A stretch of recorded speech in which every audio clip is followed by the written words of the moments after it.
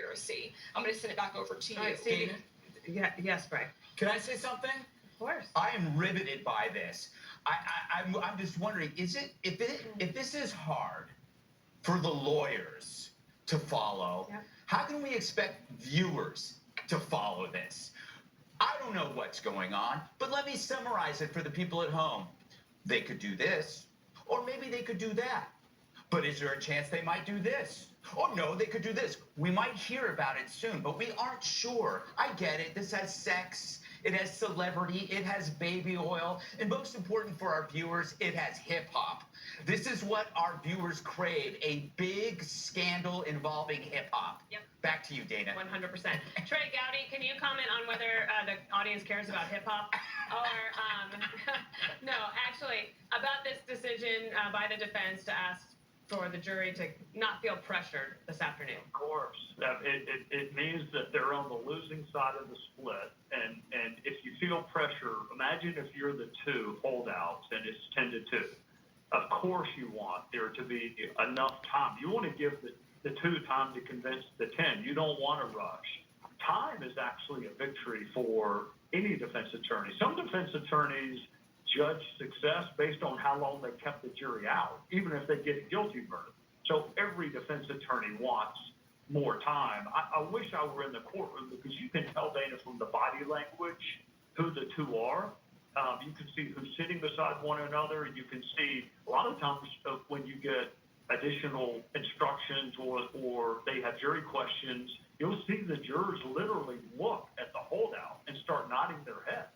So if being in the courtroom, you would be able to tell what the split was just by looking at the body language from the jury. All right, we brought Paul Morrow in. He was over at Fox Nation doing live coverage there, but then we got you here. The Five, can you give us your take on what you think's happening? Well, let's recognize something here. We're up against July 4th. And jurors are human beings. And this came late in the day when a lot of us thought it was probably put to bed for the day. So, look, jurors, it's been my experience, take their obligations quite seriously, all right? I think that I don't think I've ever been involved when I felt like the jury was being casual. But jurors are human beings. And the idea here that, from what I hear, the RICO charge here is going to be the outlier. I think that there is an implication that the Southern District overreached. The RICO charge is a heavy, heavy anvil of a legal charge. You're talking about essentially the rest of his life in jail. So I'm just getting a little bird in my ear telling me that the judge has said, okay, nice try, defense, but that's not going to happen. And he's sending the jury back to deliberate this afternoon. So, Rosanna, do you want to comment? Well, I'm just going to say, if the jury's going back, the judge thinks they're close to reaching a verdict, and he's going to push it a little longer. The defense, I can understand. They want them to go home, sleep on this a little bit. Even they're not sequestered. Maybe they'll read a newspaper or two. Maybe they won't. They're not supposed to. But they'll have some time to think about it and maybe come to a decision that the defense is hoping for. Okay. But we've seen this happen before. I mean, partial verdicts are all the time. RICO, Sure. very, very hard to prove. Knew it from the very beginning, Paul. That's right. Joey, we haven't heard from you yet. Do you want to comment on something, or if you have a question for anybody, Yeah, feel it's free. just not my genre of music, so it's hard for me to know what to ask. Paul, does the judge know what the verdict is in 2 through 5 when he tells them to go back and deliberate? Oh, that's Yeah. a good question. Yeah, he knows. He knows what's going on here. And realistically, as as you're saying, there's a very good chance he thinks we can probably button this thing up today. And so he's keeping them over time, because normally by now they'd be going home. So he's thinking, okay, let's get this thing out of the way now. It's 10-2 apparently, and he'd like to have a resolution here. But what we do have to remember is that we're talking about a guy's life. Yeah. And I can just tell you, having just been on Fox Nation, as you mentioned, and done a lot of work on this, and talked to a lot of people, did a lot of interviews.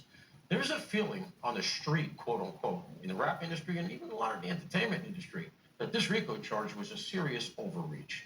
The guy's had this business for a long, long time. Now, I'm going to date myself a little bit. I was working the day he came in with J-Lo, and I came into work. J-Lo was in the cells. I didn't know who she was, right? So it's longer than I'd like to That recall. was a gun involved in that. That was the too. thing. They came out of Club New York. There was a shooting. They're in the cab, and somebody throws the gun out on 8th Avenue. It was recovered on 8th Avenue. But you're talking decades ago. He's been around now. This guy's been ubiquitous in American entertainment. And he's a billionaire. I know you think he's just a hip hop artist, Greg, but he's a billionaire. Well, I think he's His more than reach that. is He is an everywhere. American hero.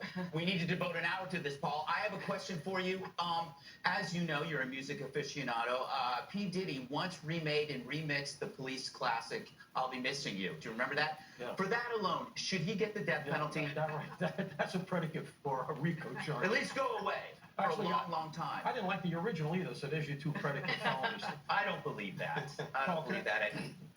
Yeah, look, these are very serious charges. It's the rest of the guy's life, and what you're essentially arguing is he took this apparatus that he built into an enormous business enterprise. That's where I was going with I that. mean, he's got. And he perverted it into spirits, something else. He's got a big business empire there. It's not just music. And he also has money for appellate attorneys. Let's remember that. And there are going to be appealable issues all embedded throughout this thing.